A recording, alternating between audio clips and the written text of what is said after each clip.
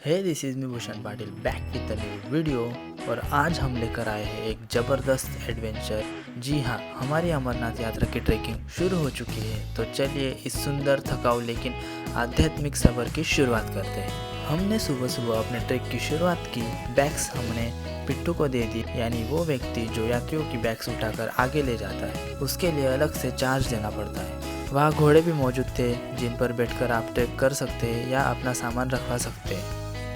घोड़े का किराया थोड़ा ज़्यादा था, लेकिन अगर आप थकान से बचना चाहते हैं तो ये एक अच्छा विकल्प है। सुबह का वक्त था, लेकिन फिर भी हल्की सी गर्मी लग रही थी। रास्ता पहाड़ी था, लेकिन जितना चढ़ाई थी उतना ही सुंदर नज़ारा भी था। हर मोड़ पर एक नया व्यू मिलता था। कई झरने, कई पहाड़ों के बीच बादल और कई रंग बिरंगे टेंट्स। यह तो बस शुरुआत थी, आगे और भी कमाल के नज़ारे देखने मिलने वाले थे। हमारा अगला स्टॉप था पिस्सू टॉप। वहाँ पहुँचते ही एक प्यारा सा कबूतर दिखाई दिया जो पूरी यात्रा की थकान को हल्का कर गया। वहाँ लंगर लगा हुआ था और बहुत ही प्यारा अनुभव था। फ्री में खाना था, प्यार से बना था, सेवा भाव से परोसा गया।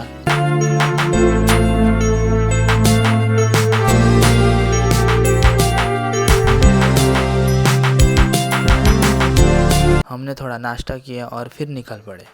आगे का रास्ता बहुत ही कठिन था। कई सीढ़ियाँ, कई पत्थरों से भरा रास्ता था। असली ट्रेकिंग का अनुभव हो रहा था। चढ़ाई उतराई दोनों थी।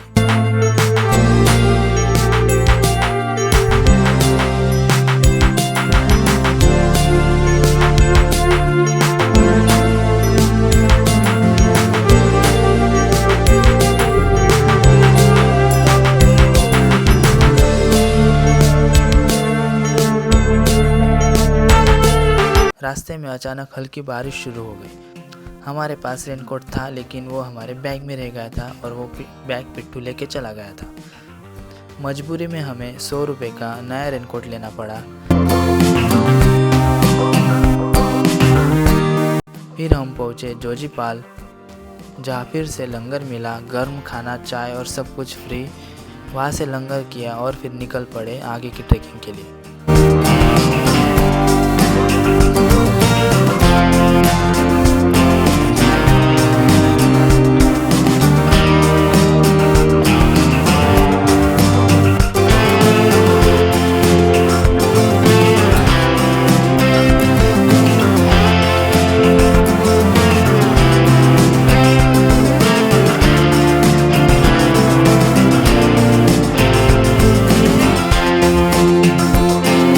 अब धीरे धीरे भीड़ बढ़ने लगी थी।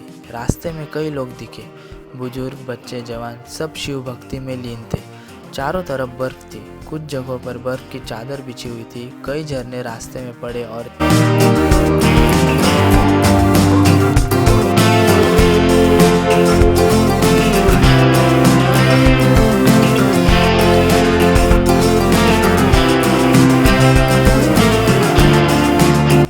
हेलीकॉप्टर भी ऊपर उड़ते दिखाई दिए। कुछ लोग हेलीकॉप्टर से यात्रा करते हैं, जो तेज और आसान होता है, लेकिन खर्चीला होता है बहुत। हमारे अगले स्टे का नाम था शेषनाग। वहाँ हम रात में रुके। एकदम थक गए थे, तो टेंट में पहुँचते ही सीधा आराम किया। अगली सुबह उठकर फ्रेश हुए और फिर पिया कश्मीरी कहवा, जो वहाँ की स्पेशल ड्रिंक है। गर्म पानी और टॉयलेट्स की सुविधा भी थी, लेकिन उसके लिए थोड़े पैसे देने पड़ते थे। अगली सुबह बैग्स पिट्टू को देकर हम फिर से निकल पड़े ट्रैकिंग करने।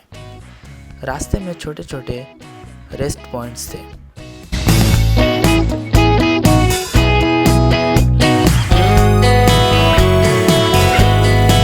कहीं पे जूस, कहीं पे चाय, कहीं पे कोल्ड ड्रिंक्स, कहीं पे नाश्ता, ऐसा सब कुछ मिल रहा था जगह जगह पे।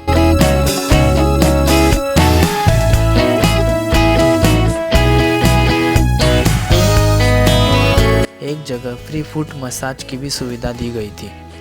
2 मिनट का मसाज एकदम फ्री था। रास्ते में हेलीकॉप्टर कई बार ऊपर से गुजरे। देखने में एकदम फिल्मी लगता था।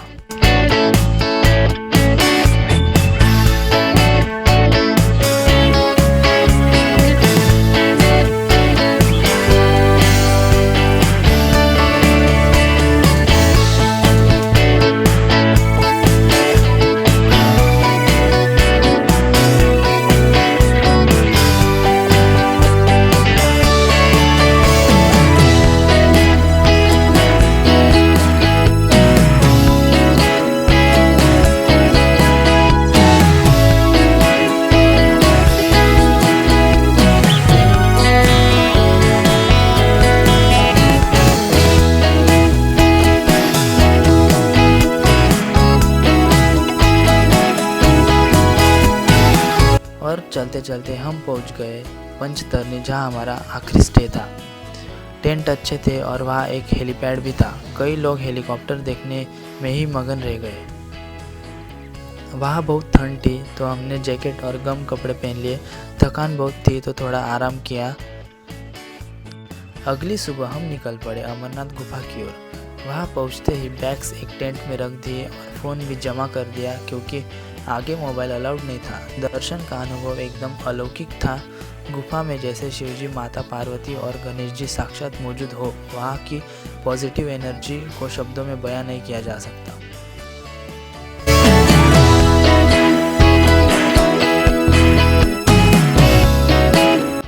दर्शन के बाद हम वापस घोड़े से लौटने लगे। दर्शन के बाद हमने घोड़े की मदद से रिटर्न की जर्नी स्टार्ट की। रास्ते में काफ़ी धूल थी, लेकिन एक अंतिम लंगर ने सारी थकान मिटा दी। वहाँ का माहौल एकदम फेस्टिव था। सजावट, डांस और स्वादिष्ट खाना, एकदम दिल से स्वागत किया जा रहा था और सब कुछ फ्री था। जितना खाना है, जो खाना है, आप सब कुछ खा सकते हैं।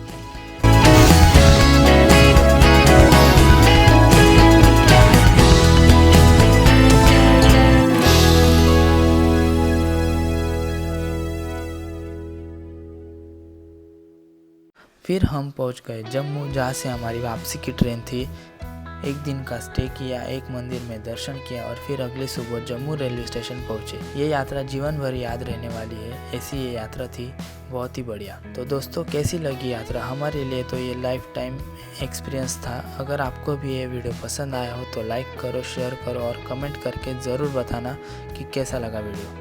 और हाँ, चैनल को सब्सक्राइब करना मत भूलना और बेल आइकन दबाएं ताकि अगली नोटिफिकेशन आपको जल्द से जल्द मिले। फिर मिलेंगे एक नई जर्नी में, एक नई जर्नी के साथ। तब तक के लिए टेक केयर, स्टे फिट। जय भोलेनाथ।